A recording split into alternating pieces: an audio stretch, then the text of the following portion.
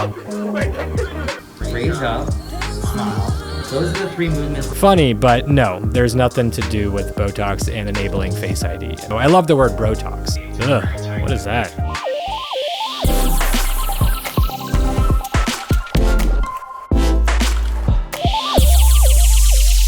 Hey everyone, it's Sam Patel, medical consultant and business consultant, and I'm going to be discussing the most viral TikTok videos and giving you my opinion on them.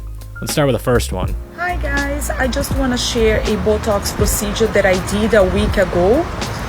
Was injecting the wrong spot, so I ended up with a droopy eye and also a bigger... Getting injections around the eyes is a very delicate procedure for Botox in particular, and this is not very common. However, it is a side effect. Fortunately, it is something that goes away. It's not permanent.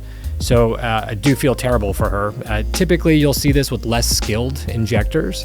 So typically, you want to make sure you, for sure, go to a good provider. But even the most skilled providers can sometimes hit muscle groups that will cause the eye to depress or cause the eye to elevate. Let me tell you something. Let me tell you something. Let me tell you something. Let me tell you something. Wait. That definitely reminds me of when I first got Botox. I remember the first time I got it, I was really scared. I think I had 3 of the nursing staff strap me down, and it was a huge ordeal. What could have been 15 minutes was an hour. Pretty typical to be scared. It's a needle going in your face. It would be kind of weird if you weren't scared. So I think that that's a normal reaction. But once you get that first injection, you realize like, oh wow, that was not that bad, and I was being a pansy over nothing. What? Are you? I'm sorry, but you're not gonna be able to work out for like 24 hours. Are you serious? Explaining to a patient that they can't work out afterwards.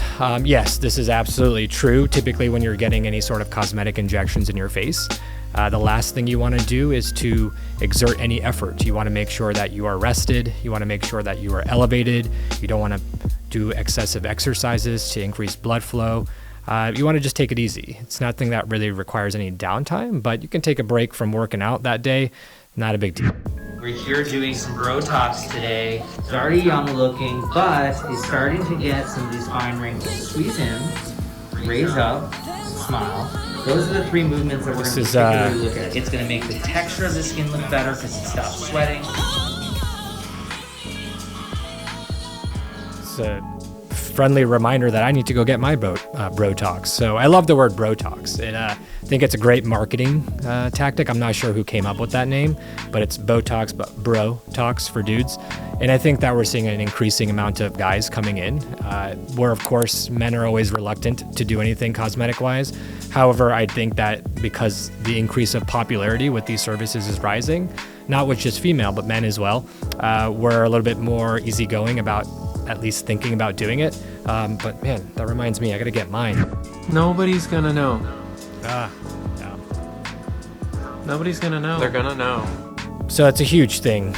People want to get these services done to help alleviate whatever cosmetic concern they may have, but the biggest question is, are people going to notice? I don't want people to notice that I got something done.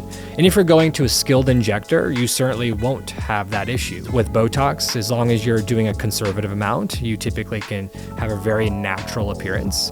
People that get an excessive amount of Botox become frozen, and then they become very kind of stiff in their emotion. This is not the same as Botox, but it can create a temporary tightening effect, brighten your skin, and help with inflammation. Gross. And here's how. Add 4 tablespoons of flaxseed to 2 cups of water and just boil that for 15 to 20 minutes. Too easy. Flax seeds contain healthy fats and vitamin E, so it is a healthy skincare product that you can easily make at home. I just add the gel to a syringe. This makes the application so much easier and messy. kind of like Botox. Then I just rub that in and let it sit for about 5 minutes and wash it away. And I'm always left with tight, bright, healthy-looking skin. Well, I will say one thing. That guy has phenomenal hair. I'm kind of jealous. But nonetheless, I don't know what that goop was. That looks really disgusting.